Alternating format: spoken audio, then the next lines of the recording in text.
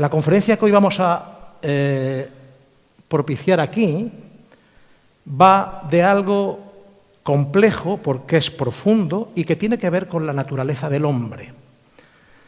Se ha titulado como Instrumentos del alma. Evidentemente, instrumentos que forman parte de la naturaleza del alma o instrumentos que son utilizados por el alma humana que no forman parte de la naturaleza del alma. Como por ejemplo, eso que vemos ahí, el cerebro.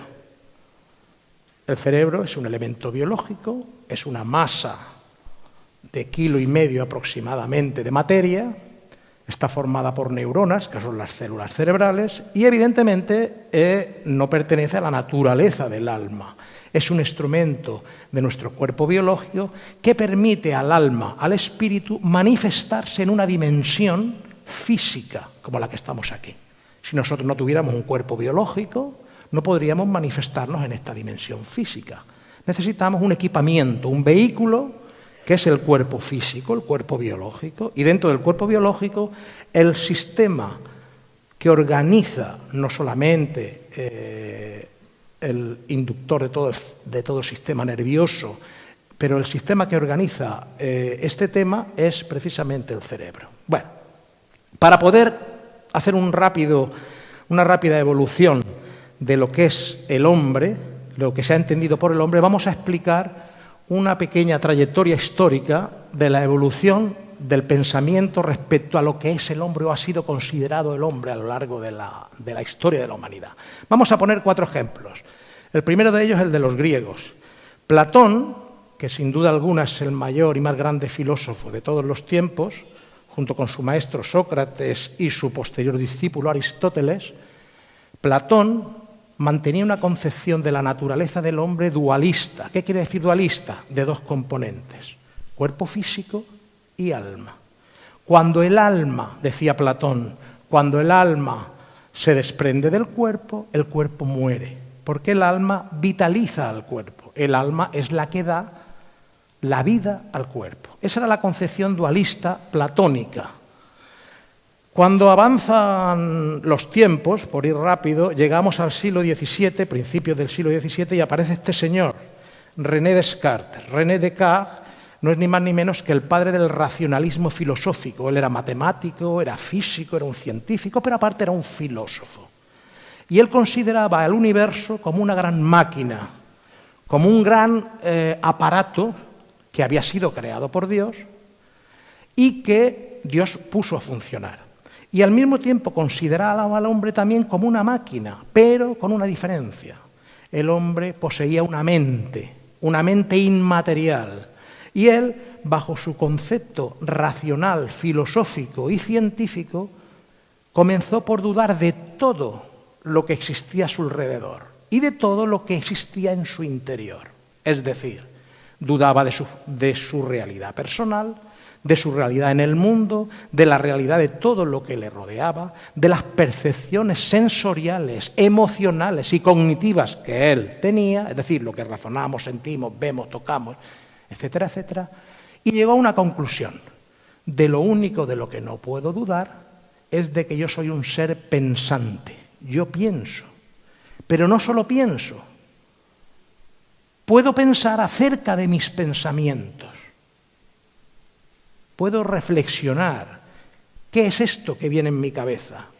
Puesto que esta es la única certeza que yo tengo, decía Descartes, pienso, luego existo, cogito ergo sum, que era la frase famosa de Descartes, cogito ergo sum. A raíz de ahí, Descartes propuso o nació lo que luego ha llegado hasta nuestros días, el pensamiento mecanicista. El universo es un gran mecanismo creado por Dios.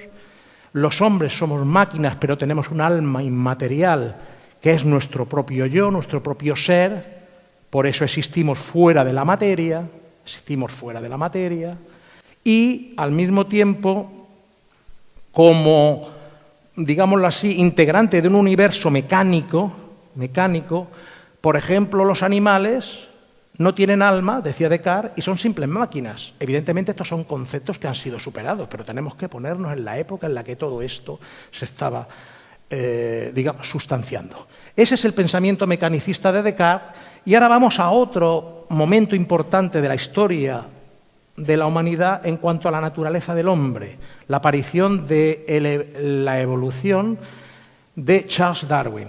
No sé si ustedes saben que Darwin era miembro de una familia acomodada, su padre era un naturalista también, como lo fue él, y Darwin era profundamente religioso. Darwin estudió teología y tenía una concepción de Dios importante. Precisamente por eso, cuando él, después de sus observaciones, llega a la conclusión de el origen de las especies y va plasmando su teoría de la evolución y de la selección natural, él se da cuenta de la gran problemática que esa concepción del hombre va a tener a nivel de pensamiento y a nivel universal. Se da cuenta de que hasta ese momento, siglo XIX, la religión había influido tanto en el pensamiento humano que había condicionado precisamente la manera de entender el hombre, el universo y la vida, y que a partir de ese momento ya no se iba a considerar como el origen del hombre a Adán y a Eva, sino que se iba a considerar como el origen del hombre a un ancestro común del ser humano, un simio, que no se sabía de dónde procedía, pero que indudablemente, a nivel de su teoría biológica de observación, evidentemente, él plasmaba de esa forma. Esto supuso un cambio de paradigma total dentro del pensamiento de lo que era el hombre y, lógicamente, supuso una crisis terrible en el sistema del pensamiento acerca de la naturaleza del hombre. Tanto es así que las religiones de la época lo tomaron muy mal. Pero claro, él estaba intentando plasmar lo que él había descubierto, que existe un proceso de evolución, de crecimiento, de desarrollo, de mutación, que hace que las especies biológicas vivas vayan a través de distintos y sucesivos procesos, vayan seleccionándose y vaya superviviendo siempre la especie dominante, la más fuerte, con el fin de fortalecer, mejorar lo que es la raza o la especie en sí. Bien. Por último, me gusta sacar aquí a Allan Kardec porque la concepción del espiritismo de Allan Kardec, bueno, me imagino que ustedes saben, porque esto es un congreso espírita, que Allan Kardec era un pedagogo excelente, un políglota también excelente, un investigador fantástico y que tenía una concepción científica de los procesos que se vislumbran en la realidad. De hecho, él cuando llega al tema del espiritismo llega a través de unos fenómenos y se propone seriamente investigar qué es eso que está ocurriendo, que su razón le dice que es imposible que ocurra. Bueno, pues Kardec, a través de la enseñanza que los espíritus le transmiten, porque él codifica toda la información de más de 1000 médium en todo el mundo en aquella época, a la hora de elaborar una serie de preguntas que tenían que ver con una filosofía propia que los espíritus transmitieron a través de todos esos medios, pues Kardec, como digo, elaboró esa codificación y en ella encontramos, concretamente en el libro del que es el espiritismo, encontramos precisamente la definición exacta de lo que es el hombre. Para el espiritismo kardeciano, el hombre consta de dos naturalezas, o participa de dos naturalezas. Una naturaleza animal, que es el cuerpo biológico procedente de la evolución de las especies, y una naturaleza espiritual, que es su alma, y que pertenece únicamente o participa del mundo del espíritu. Es un alma inmortal que es preexistente al nacimiento y sobrevive después de la muerte. Esa es la concepción integral de Kardec en esas dos naturalezas, dividida en tres aspectos. Anteriormente hemos visto el dualismo, cuerpo y alma, el mecanicismo, cuerpo y alma, el evolucionismo, cuerpo sin alma, porque Darwin no pensaba hacer una religión, perdón, no pensaba establecer una filosofía espiritual, sino simplemente contemplar unos hechos, una observación de unos hechos, de una evolución de las especies y elaborar una teoría sobre el mecanismo de la evolución, no sobre el origen de la misma, porque todavía hoy no sabemos el origen de la vida en este planeta. Todavía hoy, en el pleno siglo XXI, lo único que tenemos son hipótesis. No tenemos certeza ni evidencia ni del origen del hombre, ni del origen de la vida, ni del origen de la conciencia. Ningún científico serio se atreve a afirmar ninguna de estas tres cosas al 100%. Bueno, la trilogía de ese ser integral que participa de esas dos naturalezas, la animal y la espiritual, es un alma inmortal, un cuerpo físico, biológico, y un cuerpo intermedio que Kardec denominó periespíritu, que es un doble del cuerpo físico y que es el que permite la conexión entre el cuerpo físico y el alma. Entonces, cuando la persona tiene un cuerpo físico y está encarnada, hablamos de alma, periespíritu y cuerpo. Cuando la persona fallece y se marcha el alma no se marcha sola, se marcha con el periespíritu, porque es un cuerpo semimaterial, se marcha con el espíritu. Y esa fusión entre alma y periespíritu es lo que Kardec denomina espíritu. Todo eso lo tienen ustedes en el libro de ¿Qué es el espiritismo? Y en el libro de los espíritus también detallado. Entonces es muy importante que tengamos esta concepción para que sepamos un poquito cómo va la cosa. Así podíamos mencionar más ejemplos, pero son realmente estos los que he querido poner para que veamos un poquito la concepción del tema. He dicho al principio que estos tres instrumentos, dos de ellos son propios de la naturaleza trascendente del hombre y uno de ellos es material. El elemento material es el cerebro, evidentemente.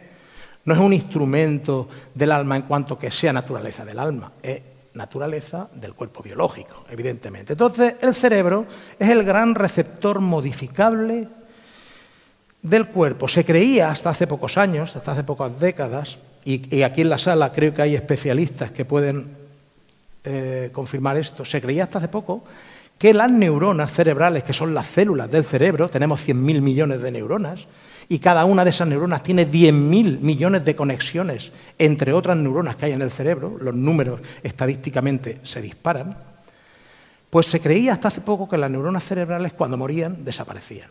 Bueno, pero recientes investigaciones de los neurólogos han llegado a algo que se llama plasticidad cerebral o plasticidad neuronal, en la que dice que las neuronas envejecen, pierden vitalidad, pero no mueren. Quedan en una especie de estado aletargado y que pueden en un momento determinado regenerarse. Investigaciones recientes en Estados Unidos demuestran, por ejemplo, las del doctor Richard Davidson, que las neuronas pueden ser revitalizadas, pueden ser activadas de nuevo cuando ya se creía que estaban en un proceso de muerte. Hay ejemplos notables y sobre todo hay evidencias notables. Por ejemplo, una evidencia muy clara es la de un neurocirujano. Seguramente ustedes habrán oído hablar de él. Él escribió un libro llamado La prueba del cielo. Este señor era un neurocirujano de Harvard llamado Eben Alexander, que sufrió digámoslo así, una infección bacteriana en su cerebro y su cerebro quedó completamente fundido. Quedó en estado de coma por 8 días y las neuronas estaban prácticamente muertas. No existía registro electroencefálico.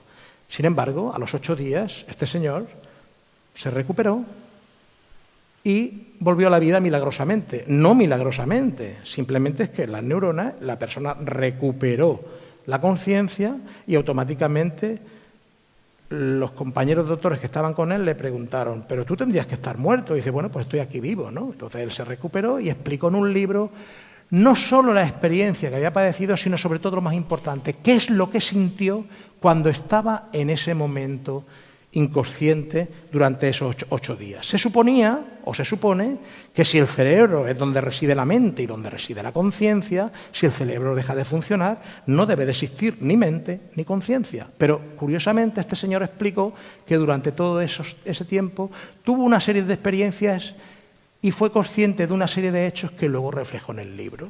¿De dónde apareció esa conciencia? ¿De dónde apareció esa mente? Si se supone, como dice la ciencia mecanicista, materialista, que el cerebro es donde reside la conciencia y reside la mente. En fin, el cerebro es un órgano que puede ser modificable. Se dan determinadas investigaciones en las cuales, a través de procesos de meditación y de trabajo mental, se pueden incluso modificar las estructuras cerebrales. Hay determinadas investigaciones realizadas en Harvard y otras universidades norteamericanas en las cuales nos dicen que ese cerebro dividido, el split brain que ellos llaman, en el cual la parte derecha del cerebro reúne una serie de características y la parte izquierda reúne otras distintas. Unas tienen que ver con la intuición, la creatividad, la belleza, la sensación del bien y tal, y otras tienen que ver con lo que es el lenguaje racional, lo que es la cognición, lo que es la racionalización. Toda esta serie de investigaciones que se realizan demuestran de que nuestro cerebro es un auténtico receptor perfecto de una serie de señales, como un aparato de radio que va conectando determinadas ondas, como una televisión que recibe las ondas que luego el aparato traduce en imágenes, las imágenes que vemos, y en sonido. Así actúa el cerebro, respecto a la mente, respecto a la conciencia y respecto al alma. El cerebro siempre al servicio de la mente. Bueno, no puedo entretenerme aquí porque esto nos llevaría muchísimo tiempo, pero simplemente decirles que ya los investigadores tienen un proyecto que quieren terminar en 2023, que es cartografiar todo el mapa neuronal del cerebro para poder saber cómo funcionan las neuronas. Lo van a tener difícil. Podrán saber cuáles son algunas o muchas de las funciones que realizan las neuronas, pero no de dónde procede el origen de esa función. Una cosa es la función y otra cosa es el origen de la función. Bueno, como hemos comentado, es un órgano que produce energía mental, que pesa 1,5 kilos y que es también un reductor de vibraciones. ¿Reductor de vibraciones de qué? Pues es un reductor de vibraciones de lo que es la parte trascendente, el espíritu o el alma.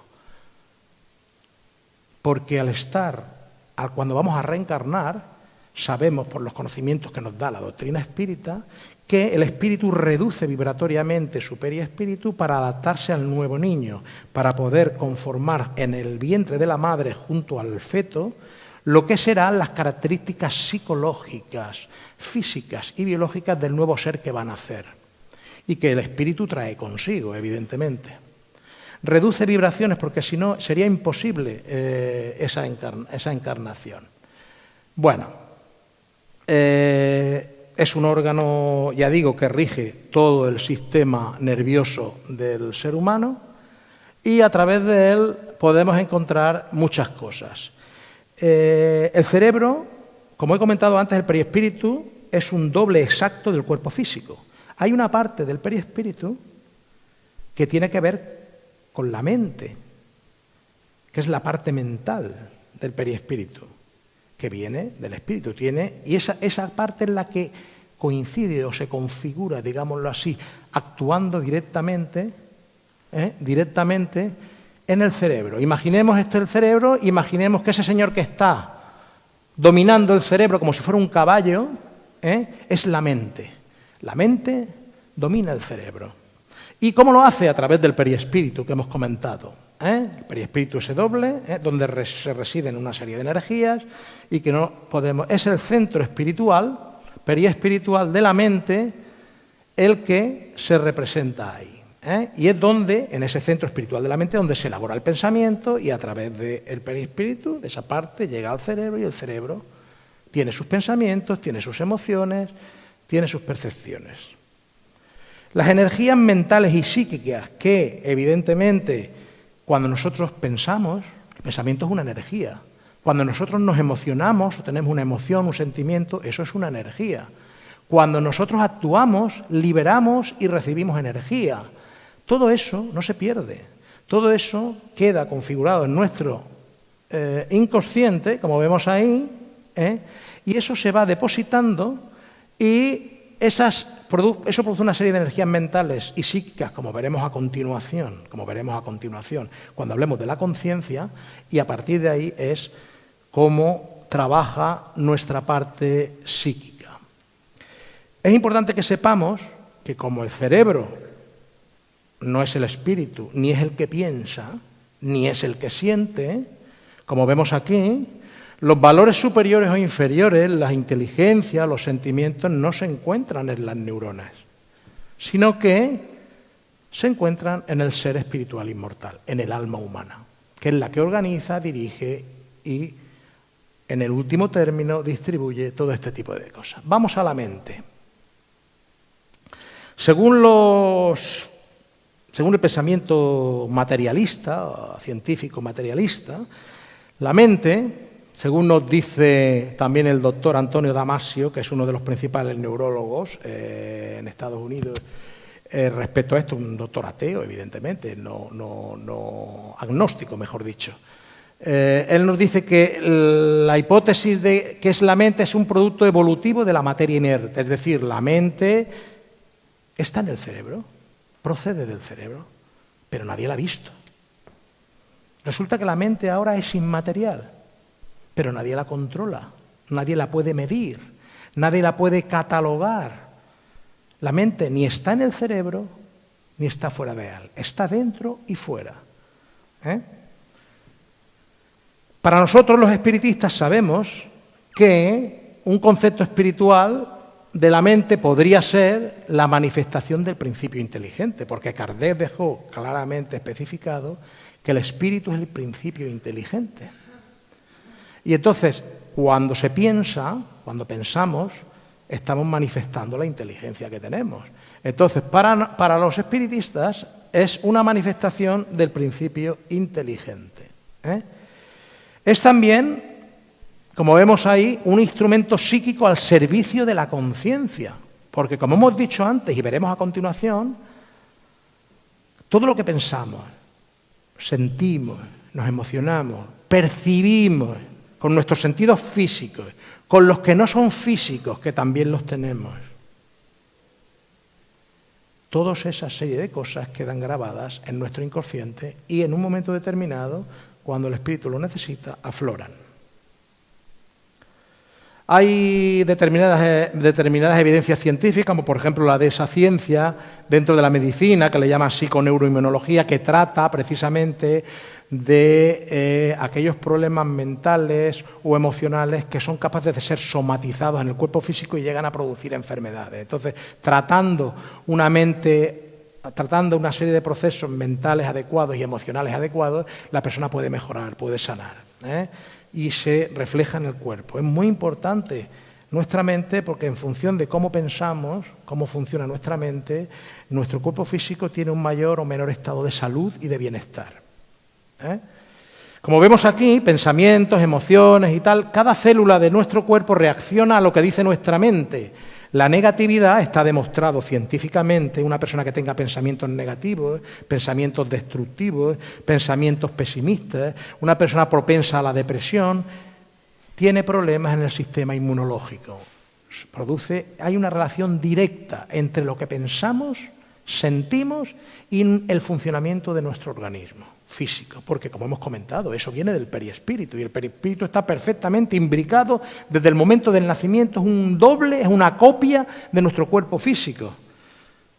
Si nuestro cuerpo energético, que es el perispíritu, está vibrando en sintonía negativa, generando energías deletéreas, mórbidas, que afectan incluso directamente a las células, pues lógicamente se generan toxinas y, digámoslo así, determinados envenenamientos a nivel celular que crean distorsiones y empiezan a aparecer enfermedades de todo tipo.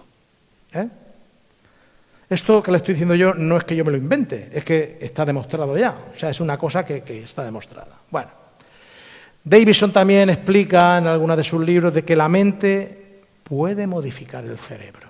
¿Cómo es posible? Si la mente es inmaterial, pues sí, puede modificar el cerebro con determinados ejercicios que llegan incluso a modificar, según dice él, yo no lo sé, hasta la estructura propia del ADN, de la célula neuronal. Entonces, estamos hablando de conceptos ya un poco, digamos, importantes en cuanto a que sepamos lo que somos. Bueno, por ir más rápido porque se nos agota el tiempo. La relación entre mente y pensamiento. Muchas veces nosotros pensamos que somos nuestros pensamientos. Cuando nosotros recibimos, según nos dicen los psicólogos evolutivos hoy en día, del orden de 60.000 pensamientos diarios.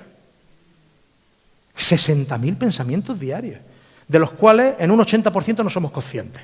Pasan por nuestra mente y no somos conscientes de ellos. Pero muchos de ellos sí somos conscientes. ¿Qué es lo que ocurre con eso? Que creemos que esos pensamientos son nuestros. Y no siempre son nuestros. Los nuestros son los nuestros y hay otros, como somos un receptor de radio, como he dicho antes, que en el momento en que sintonizamos determinadas frecuencias, somos capaces de captar, como la radio y la televisión, esas ondas que vibran en la misma frecuencia de nuestro pensamiento. Y entonces los pensamientos se afinizan, se sintonizan, como ocurre con estos aparatos. ¿Vale?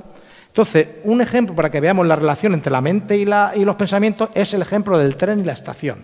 La mente sería la estación y los pensamientos los trenes. Cuando uno está en una estación, los trenes tienen distintas direcciones, distintos rumbos. Hay trenes que parten de esa estación. Esos son nuestros propios pensamientos. Parten de nosotros. Hay trenes que llegan a la estación. No son nuestros. Vienen a nosotros, pasan por delante de nuestra mente y continúan. Hay trenes que llegan a la estación y se quedan. Porque nosotros decimos, como dueños de la estación o dueños de la mente, este pensamiento me gusta, sintoniza con lo que yo quiero, con lo que yo pienso, con lo que yo soy. Quédate aquí. Y el pensamiento se queda, el tren se queda. Si ese pensamiento es malo, si ese tren es malo, el bucle en el que entramos es precisamente el que nos hace luego llevar a enfermar nuestra propia mente. Explico esto, me gustaría dar más detalles al respecto, pero el tiempo es corto y no podemos. Creo que ha quedado un poquito comprendido, ¿no? Lo que es la mente somos nosotros, y lo que son los pensamientos que vienen, los nuestros, los que vienen de fuera, etcétera, etcétera. Los espíritus, cuando comunican a través de las mediunidades, utilizan un mecanismo similar. El medium es también ese intermediario entre el plano espiritual y el plano físico. ¿A través de dónde? ¿A través de cómo? A través del periespíritu. Es el periespíritu del medium y el periespíritu del que comunica los que entran en simbiosis molecular para poder permitir la manifestación mediúnica. Bueno, así pues, ahora vamos a explicar un poquito, bueno, antes de entrar de dónde procede la mente, me gustaría decir una cosa simplemente. En la vida, por lo que hemos comentado al principio de todo, en la vida no somos conscientes de la importancia que tienen nuestros pensamientos. Y nuestros pensamientos son importantísimos, porque así como pensamos, así actuamos. Uno de los más grandes filósofos y matemáticos también de la humanidad, del tiempo de Descartes, fue Pascal, Blaise Pascal. Blaise Pascal decía una frase lapidaria: si no actúas como piensas, terminarás pensando como actúas. ¿Qué quiere decir esto? Quiere decir que si yo tengo un concepto de vida X y yo quiero dirigir mi vida por este camino, mi manera de entender la vida, mi conciencia interior me dice que yo tengo que hacer esto, pero no lo hago y empiezo a pensar de forma contraria a cómo actúo, pues terminaré actuando de forma contraria a como creo que debo de actuar, porque estoy pensando de otra manera. Bueno, ¿de dónde procede la mente? Pues evidentemente, si hacemos caso a un filósofo tan importante como el Dr. Stuart Gacket, pues procede de Dios, un ser superior, que es una mente superior, que no está limitado por algo que nosotros sí estamos limitados, que es el espacio-tiempo, esa dimensión espacio-tiempo, que es una cuarta dimensión que el señor Einstein descubrió. No está limitado por ello y, por lo tanto, él no tiene digámoslo así, esas limitaciones que nosotros tenemos de espacio, tiempo, ubicación y evolución. El concepto espírita de Dios, como todos sabemos, o como muchos sabemos, es superior y es más trascendente que el de otras filosofías espiritualistas. Porque Kardec, en la pregunta número 1 del Libro de los Espíritus, pregunta no quién es Dios, sino qué es Dios. El concepto antropomórfico que todas las religiones y filosofías habían tenido, de que Dios era un señor con las características humanas, al cual nosotros le trasladábamos nuestros defectos, nuestras virtudes, lo veíamos como nosotros somos. Y Dios no tiene por qué ser como nosotros somos. Nosotros somos como Dios, como dice Kardec, mejor dicho, como le dijeron los espíritus a Kardec, porque la respuesta a esa pregunta, ¿qué es Dios?, es la que dieron los espíritus, la inteligencia suprema y causa primera de todas las cosas. Inteligencia suprema y causa primera de todas las cosas. Es un ser inmaterial que lógicamente ha creado el universo, que está fuera de las dimensiones del espacio y el tiempo y que evidentemente dirige los procesos de este universo en el cual los hombres somos a imagen y semejanza de él en cuanto al sentido espiritual, no material. Somos espíritus encarnados como Dios es espíritu. Él nos crea según su naturaleza, con todos los atributos a desarrollar para el día de mañana y conseguir realmente la perfección y la felicidad a la que todos estamos destinados a través de ese proceso evolutivo. En fin, esta es la pregunta y la respuesta que dieron los espíritus a Kardec cuando él preguntó precisamente ¿qué? No quién, ¿qué es Dios? Coincide perfectamente con lo que hemos visto anteriormente. Bueno, hace 5.000 años, había un señor en el antiguo Egipto que se llamaba Hermes Trismegisto que decía eso. Todo en mente, el universo es mental. Y han tenido que pasar 5.000 años para que llegue a mitad del siglo pasado un físico llamado Ernst Schrödinger, premio Nobel, que empieza a hablarnos de que las partículas elementales de la materia están todas interconectadas. Todo en el universo está interconectado. Pero no solamente Schrödinger. Llega otro físico famosísimo llamado Fritjof Capra y habla exactamente de lo mismo. Llega un tal Goswami, otro físico famoso, y habla de lo mismo. Y resulta que el espiritismo eso ya lo dice en el siglo XIX. En el Libro de los Espíritus podemos encontrar precisamente de que hay una solidaridad universal, una interconexión universal, de todo lo que existe, de todo el universo. Hay una solidaridad. Y esto que dijo Hermes Trismegisto y que ahora está demostrando la ciencia, ya no solamente la física, sino la psicología, con Jung y su inconsciente colectivo, que no es otra cosa que una memoria universal, la biología, con Sheldrake y sus campos morfogenéticos o resonancia mórfica, que habla que existe una memoria que viene desde los orígenes de los organismos vivos, cuando empezaron a surgir en la Tierra, y que esa memoria va afectando a las diferentes especies durante toda la evolución, durante todo el proceso evolutivo, es una realidad. Existe realmente una memoria cósmica porque es precisamente una de las características de la mente cósmica universal, de la mente de Dios. Entonces, como vemos ahí, el inconsciente colectivo de Carl Gustav Jung nos habla de eso. La resonancia mórfica de Rupert Sheldrake, un biólogo famosísimo, un genetista extraordinario y un científico de primer nivel, nos habla de eso en cuanto a la evolución de las especies. El orden implícito de David Bohm es otro físico importante en el que habla, que dice que la realidad subyacente, el microcosmos de las partículas elementales que forman los átomos, están todos interconectados y tienen memoria. Y nosotros somos también átomos, estamos formados de átomos y estamos formados de partículas. Todo está conectado en el universo. Como decía ¿quién? Hace 5.000 años, Hermes Trismegisto. Y como el espiritismo ratifica. ¿Cómo podemos conectar con otras mentes? Pues ¿quién fueron los primeros que hablaron de conexión mental, de telepatía? ¿Fue la parapsicología, como ha dicho Joaquín? No. ¿Fue la metapsíquica? No. Fue el espiritismo de Kardec, el que le habló de la posibilidad de que el espíritu humano conecte con las mentes de otros espíritus, el que habló de la posibilidad de la emancipación del alma durante el sueño, cuando nos desplazamos y contactamos con otros espíritus, cuando realmente recibimos impresiones y conexiones con otros espíritus y la mediunidad, etcétera, etcétera. Conexión con otras mentes por semejanza, sintonía y frecuencia, y también conexión con la mente divina. Hemos oído hablar de inspiración, ¿no? ¿Qué es lo que sienten ustedes cuando escuchan el Aleluya de Händel? No les he dicho lo que piensan, les he dicho lo que sienten. ¿Qué es lo que sienten ustedes cuando ven la Capilla Sixtina? Lo que sienten. ¿Son capaces ustedes de emocionarse ante una obra de arte, ante una belleza, ante algo realmente de dimensión universal?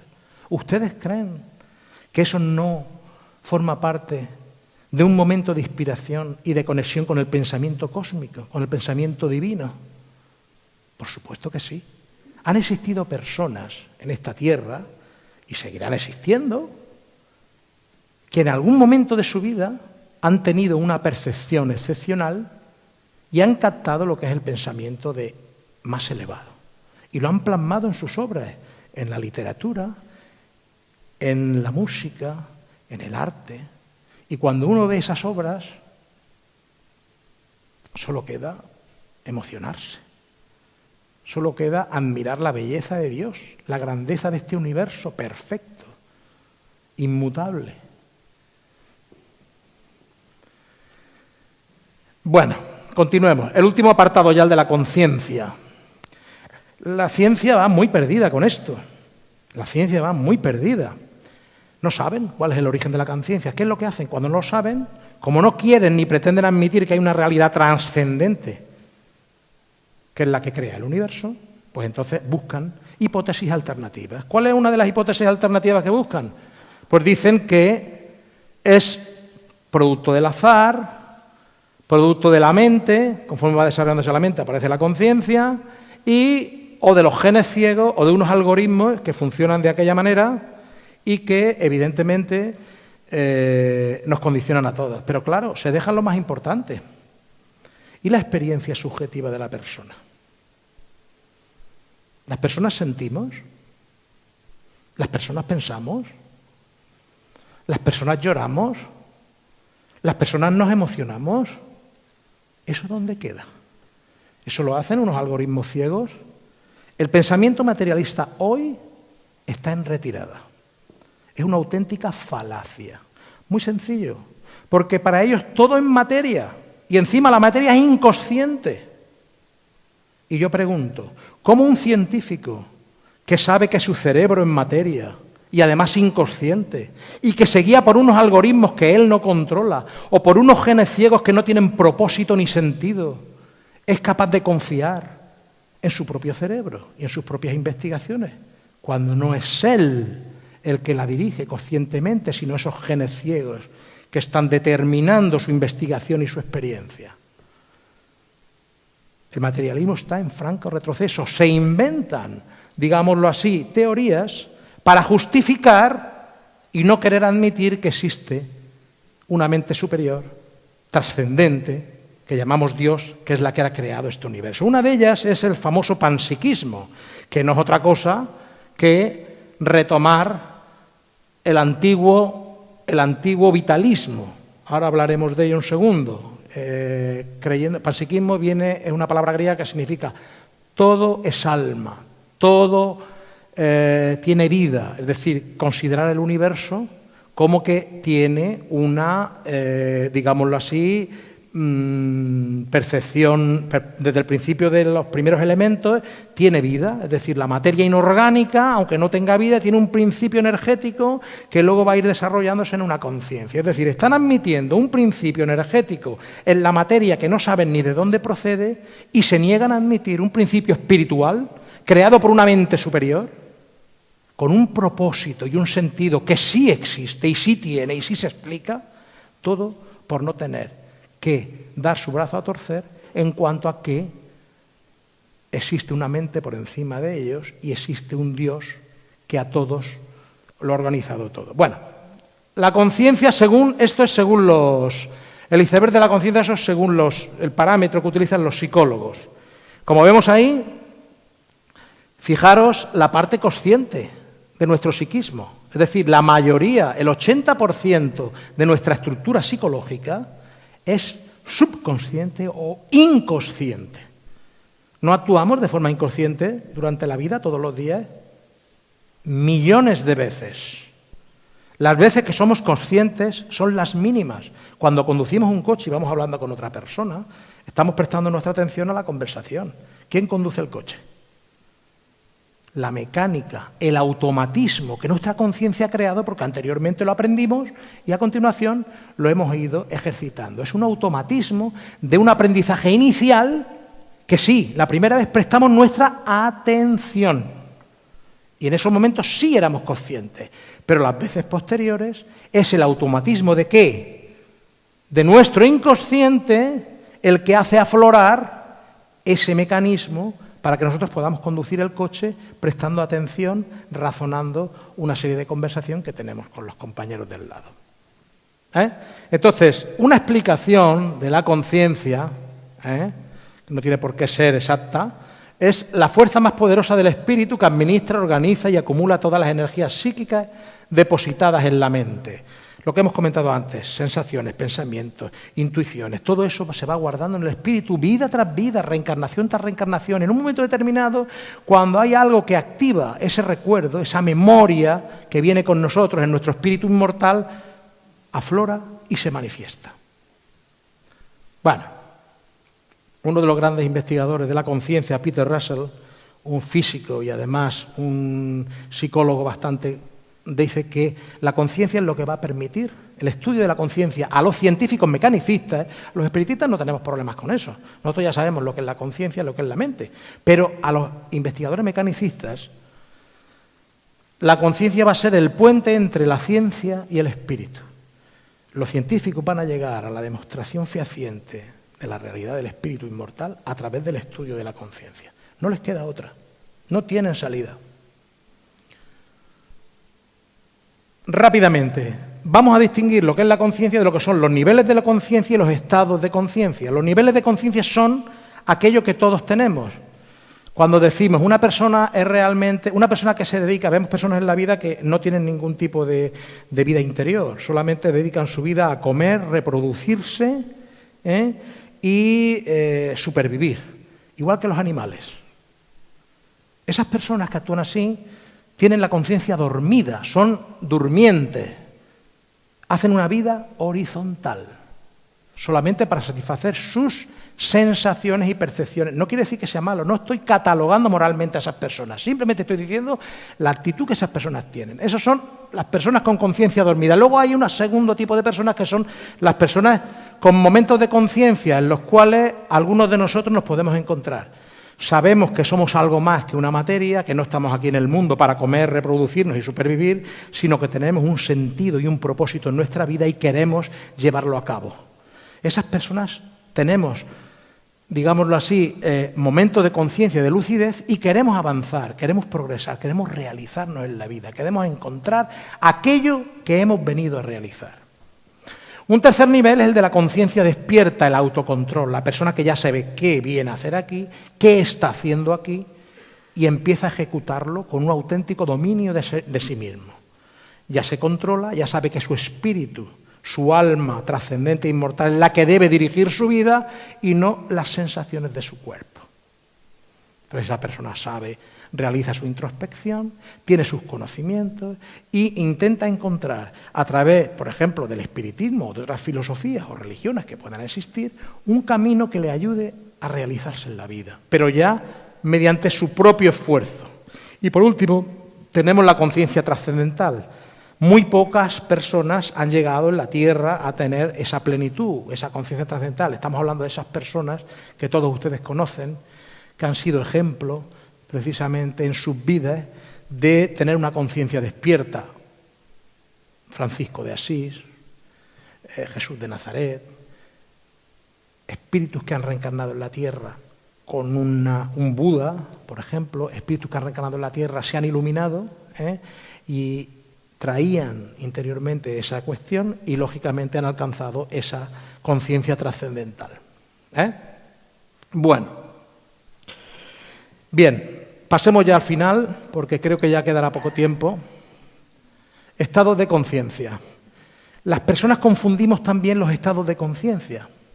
Nos dicen, es que estado de conciencia, no hay que confundir los estados cerebrales con los estados mentales y los estados de conciencia. Son tres cosas distintas. Están todos relacionados porque el cerebro es el que los, digámoslo así, nos los transmite, están conectados, pero cada uno responde por su origen. Por ejemplo, un estado mental puede ser una patología mental, una enfermedad, por ejemplo, la esquizofrenia. La esquizofrenia puede ser considerada un estado mental perturbado. Es un estado de la mente. La mente está perturbada por cuestiones que no vamos a entrar ahora aquí. Un estado cerebral es, por ejemplo, cuando yo sufro un traumatismo craneal porque me caigo aquí y mi cerebro queda deteriorado por el golpe, mi cerebro ya no funciona bien. ¿Quiere decir eso que mi espíritu no funciona bien? No, mi espíritu funciona perfectamente. Es como si yo le doy un golpe al televisor y se rompe algún transistor de lo que lleva dentro, ya no sintoniza bien la frecuencia. El aparato no sintoniza bien la frecuencia que le llega, pero el deterioro no está en las ondas, está en el aparato. Entonces, el cerebro, con un traumatismo craneoencefálico, o por ejemplo un Alzheimer, el Alzheimer, cuyas neuronas van muriendo y se van deteriorando, evidentemente es también un estado cerebral. Y los estados de conciencia son otro tipo de estados. El trance, el éxtasis, otra serie de cosas que la psicología ha estudiado mucho. Grof, uno de los padres de la psicología transpersonal, evidentemente explicaba que no son estados alterados de conciencia, como la escuela tradicional del psicoanálisis nos estaba haciendo ver desde Freud, sino que son estados de conciencia alterados. Es muy diferente la distinción. Y que esos estados alterados de conciencia son tan reales o más, que la propia conciencia que nosotros tenemos cuando estamos conscientes en el cuerpo físico, ahora que estamos despiertos y no estamos durmiendo. Carl Gustav Jung, antes que Grof, denominaba esos estados luminosos del alma. Es decir, estados diferentes, que son reales, no son patologías mentales, son reales. Y esos son los estados a los que llegan en el trance, en el éxtasis y otra serie de cosas que llegan personas con este tipo de experiencias. El doctor Moreland, un doctor norteamericano, explica que todos estos estados, el estudio del cerebro, permite relacionar todos estos estados. Por supuesto que sí, porque es el gran receptor. Claro que sí, por supuesto. Pero no nos dice nada acerca de lo que es la conciencia. El estudio de esos estados, evidentemente, nos permite analizar cada cosa lo que es, pero no nos dice qué es la conciencia. Rápidamente, en una ocasión cuenta una anécdota, este doctor cuenta una anécdota, estaba en su casa realizando la oración de la noche con su familia y su hija de 5 años le dice, papá, me está diciendo que tenemos que pedirle a Dios, pero si yo viera a Dios tendría más fuerza y más alegría para pedirle porque lo estaría viendo. Dice, claro, cariño, dice, lo que ocurre es que tú ni puedes ver a Dios ni puedes ver a tu mamá. ¿Cómo que no puedo ver a mi mamá? Si mi mamá está aquí al lado. Dice, no. Dice, ahora imagínate, cariño, que pudiéramos abrir el cerebro de la mamá y entrar en las neuronas, que son las células que conforman el cerebro de la mamá. ¿Dónde encontraríamos los sentimientos de la mamá? ¿En qué lugar del cerebro encontraríamos los sentimientos de la mamá? ¿En qué células cerebrales veríamos las intenciones de la mamá y las expectativas de la mamá? No podemos encontrarlas porque esas sensaciones, pensamientos, intuiciones no están en las neuronas, no están en el cerebro de la mamá. Entonces tú no conoces a tu mamá. Lo que ocurre es que con Dios pasa una cosa diferente. A Dios tampoco lo podemos conocer, pero tu mamá puede estar dentro de un cuerpo físico y la puedes ver, la puedes tocar, la puedes amar, la puedes querer. Pero a Dios, como es inmaterial, no lo podemos ver, ni tocar, ni amar. Podemos amar, pero no lo podemos ver ni tocar. Entonces, esa fue la explicación que él le dio a la hija en aquellos momentos, para que intentara comprender de que la conciencia, las expectativas, las ilusiones, el sentido de la vida, las percepciones, los pensamientos, los sentimientos, pues son precisamente... todo esto nos lo vamos a saltar porque quería llegar hasta el final. El final es este. ¿Dónde se encuentra la conciencia? La conciencia es la firma de Dios, en nosotros, permitiendo nuestro rumbo al infinito. Descartes ya en el siglo XVII decía que Dios había esculpido en nosotros su firma. Y Kardec, en una pregunta, la 621 que hace a los espíritus, le dice, ¿dónde está escrita la ley de Dios? Las normas, la ley natural, las normas que rigen el proceso evolutivo del espíritu, que es la ley de Dios. ¿Dónde están escritas? En la conciencia. Y si nos retrotraemos un poquito más atrás, vemos que el reino de Dios está dentro de vosotros, dijo el Maestro Jesús a sus discípulos. El reino de Dios está dentro de vosotros. Todo lo que yo hago, vosotros lo podéis hacer. Palabras del Maestro a sus discípulos. Porque él sabía que lo que nace de carne, carne es. Y lo que nace de espíritu, espíritu es. Nuestra mente, nuestra conciencia proceden evidentemente de esa mente superior, esa conciencia superior, que es Dios y que realmente todavía no conocemos. Lo conocemos simplemente por sus efectos. No olvidemos una cosa, según todos los principios de las leyes de la física, de la química, etc., todo efecto tiene una causa. A Dios lo podemos conocer por sus efectos. Él es la causa. Y nosotros somos personas que pensamos, somos seres inteligentes. Todo efecto inteligente procede de una causa inteligente. Esa causa inteligente es Dios y nosotros somos ese efecto inteligente.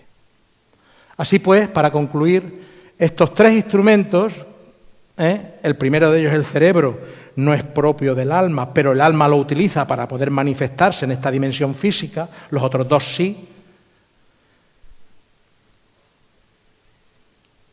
Al pensar, sentir, etcétera, etcétera, archivamos esa energía psíquica y, esto es muy importante, como vemos ahí en amarillo, conforme a la naturaleza moral de nuestros actos. El hombre es un ser moral, no lo olvidemos nunca. Ético-moral. Moral es un vocablo latino que significa costumbre. Es las costumbres, la moral.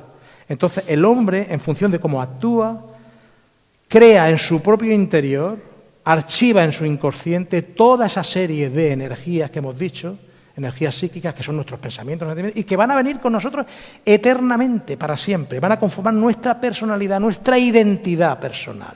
Después de la muerte, lógicamente, la muerte no cambia nada.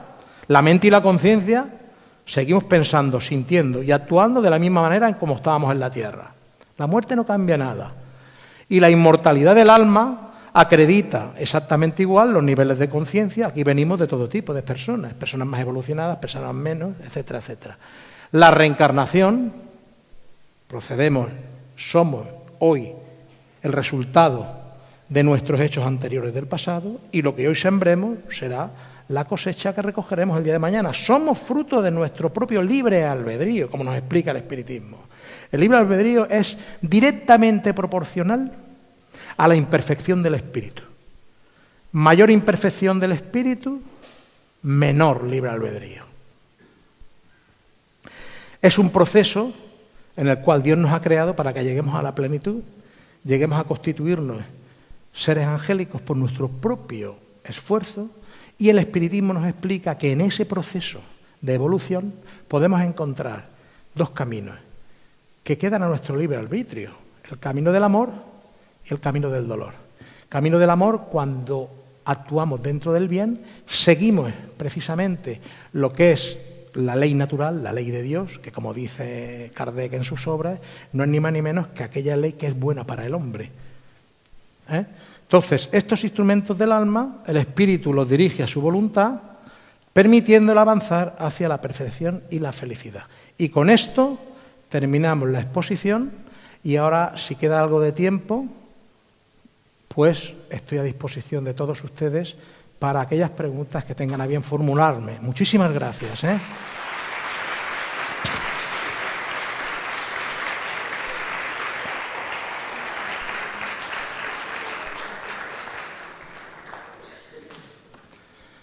Vale.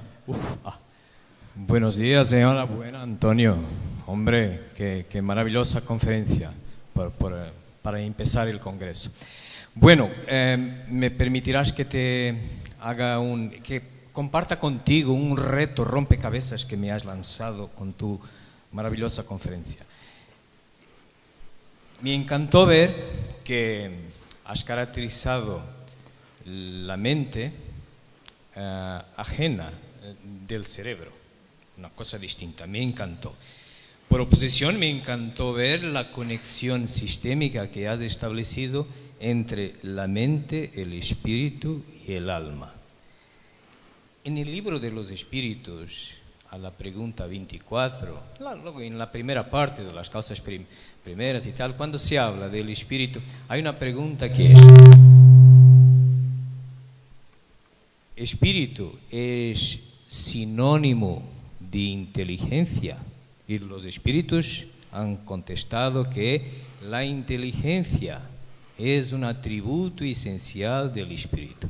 Ahora el rompecabezas, porque estamos en el dominio de una filosofía, de una ciencia, y podremos intentar romper cabezas además con este auditorio que, bueno, se interesa por estas cosas, el desarrollo de esta doctrina, de esta ciencia, de esta filosofía. En hipótesis, si sustituíramos en esta pregunta, ¿qué es espíritu? Si es sinónimo de inteligencia. Si sustituíramos, espíritu es sinónimo de mente, ¿será que íbamos a obtener la misma contestación en tesis? Que, bueno, sí, la mente es un atributo esencial como la inteligencia del espíritu. Perdona, se te he roto la cabeza, pero tú fuiste el primero que me lanzaste el reto. Gracias. Gracias. Bueno, lo primero, eso no se hace a un amigo. Estas preguntas están fuera de lugar, evidentemente, como podemos comprobar. No, una pregunta realmente muy inteligente. Bueno, el concepto de mente es un concepto que en la época de Kardec no estaba todavía muy desarrollado. El concepto de inteligencia sí. Entonces, yo he explicado durante el transcurso de la conversación, de la charla, he explicado que la mente es una cosa, los pensamientos son otra. La mente tiene una evolución, como la tiene la conciencia, como la tiene el universo. El universo está en constante expansión, está constantemente evolucionando. Entonces, la mente no la podemos circunscribir, ni la podemos limitar a lo que conocemos ahora. Porque la mente va a seguir progresando, va a seguir avanzando. La nuestra, como seres inmortales, y la de los espíritus que no tengan cuerpo físico, lo tengan o no lo tengan. Y por supuesto la de Dios. Claro, nosotros no somos capaces de conocer la mente de Dios, pero sí sabemos que la mente de Dios es lo que coordina todo el universo. Entonces, la pregunta que tú me haces, yo no puedo contestarla desde un punto de vista científico, porque desconozco la implicación de lo que tú estás efectivamente planteando. Yo no sé a futuro si la mente o la inteligencia van a tener desarrollos paralelos o iguales. Hoy en día los psicólogos que estudian la inteligencia nos dicen que hay 8 o 9 tipos de inteligencia diferentes. ¿Quiere decir que todas ellas son válidas? Son distintas formas de catalogar, de especificar, de definir cualidades que están dentro de la inteligencia humana y que lógicamente vienen con el desarrollo del espíritu, o mejor dicho, con el desarrollo del ser, a través de la evolución. Entonces, la mente todavía es una incógnita también. La ciencia mecanicista nos dice, la mente proviene de las interconexiones de las sinapsis neuronales que se producen en el cerebro. Eso da como, la mente y esas conexiones producen el pensamiento. Eso es lo que te dice la ciencia mecanicista. Pero la mente, en cuanto al desarrollo que pueda tener, no sé si he entendido bien la pregunta, la mente, en cuanto al desarrollo que pueda tener, junto con el pensamiento, son cosas diferentes. El pensamiento es producto de la mente, no la mente producto del pensamiento.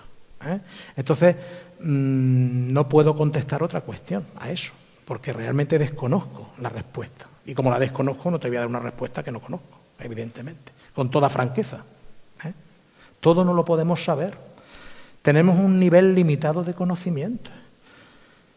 Hay algunos filósofos importantes que nos dicen que el conocimiento tiene 4 fases. El conocimiento por inspiración, por observación, por experimentación y por experiencia. Esas son las 4 maneras de adquirir conocimiento. Esas 4 formas de adquirir conocimiento derivan, por ejemplo, Darwin, cuando él formula su teoría de la evolución, no existía la genética, no existía la biología molecular, no existía el microscopio electrónico. Elaboró su teoría de la evolución en el origen de las especies a través de la observación. El espiritismo es una ciencia de observación y una doctrina filosófica con consecuencias ético-morales. Definición del espiritismo por Allan Kardec en el prólogo del libro que es el espiritismo. Entonces, situarnos en el contexto histórico de los conocimientos que hay en cada momento de la etapa de la humanidad nos permite entender cómo se pensaba en ese momento y cómo podemos pensar nosotros ahora. Y podemos decir, uy, esta gente no sabía nada. ¿Cómo que no sabía nada? Sabían mucho más que nosotros sabemos en los tiempos actuales con los conocimientos actuales que tenemos ahora. Entonces, perdóname, Joao, pero no te contesto a la pregunta porque realmente es imposible contestarla. Y bueno, no sé si hay alguna pregunta más, si no quedaría ya para la noche, ¿no? Jesús, ¿hay tiempo para una pregunta más? Sí, hay tiempo. ¿Hay alguien más en la sala que desee hacer alguna pregunta, alguna duda? Bueno, pues parece que no. No, bueno, pues si me dejas termino la exposición con este panel.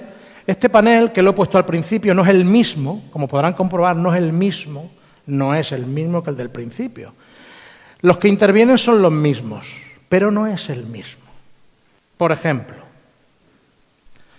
Platón, en el mito de la caverna, nos habla no solamente del alma humana, nos habla del mundo espiritual, que es el mundo que no ven aquellos que están atados frente a la cueva y ven la proyección de las sombras, es el mundo de las ideas, el mundo de los espíritus, el mundo de la realidad. Aquel que solamente va el filósofo, se vuelve, o el científico, o el investigador, el valiente, el que se atreve a cuestionar la realidad. Eso es lo que hace el espiritismo. Y resulta que cuando aquel que va y ve el mundo de las ideas, el mundo del espíritu, vuelve y dice, señores, que somos eternos, que tenemos un alma humana, que vivimos después de la muerte, como nos dice el espiritismo. Cuando viene y lo manifiesta y lo dice, la gente dice, este está loco. Y ese es el que posee la verdad, el que es valiente, el que se atreve a cuestionar, el que se atreve a enfrentar. El espiritismo es el gran defensor de la vida después de la muerte. Lo prueba a través de la mediunidad, lo prueba con la inmortalidad. Y nos habla de reencarnación. Descartes nos habla del principio inteligente. ¿Qué es el principio inteligente? El espíritu. Y nos habla de la perfección de Dios. Descartes llegó a la conclusión de que Dios existía a través de los atributos de la perfección de Dios por el espíritu humano. Darwin nos habla del origen de la vida y eso tiene como consecuencia la evolución en 2 mundos. La evolución del principio energético y la evolución del principio biológico. El principio energético se transforma en principio espiritual cuando hablamos en el espiritismo y luego llega a ser principio inteligente cuando llega a la forma humana. Entonces, la evolución en 2 mundos, la biológica y la espiritual. Y por último, llegamos a Kardec, que simplemente nos habla y nos da los elementos de juicio para que sepamos que somos seres inmortales con un propósito y un sentido aquí en la vida, creados por Dios, que podemos confiar en Dios, que es el que nos ha dado la vida y que podemos confiar en la inmortalidad del alma. Seguimos viviendo después de la muerte. El espiritismo mata a la muerte. Hace que olvidemos el miedo a la muerte porque somos inmortales. Y tenemos las pruebas y las evidencias fehacientes que hoy la ciencia empieza ya a investigar y desde hace 2 o 3 décadas está confirmando ya. Somos inmortales, procedemos de Dios y ese es el resumen de lo que hoy venía a decirles. Mente, cerebro y conciencia no son ni más ni menos que elementos que el Creador ha puesto para que su máxima creación, el ser humano, pueda vivir, progresar, encaminarse hacia la felicidad y hacia la perfección. Muchísimas gracias.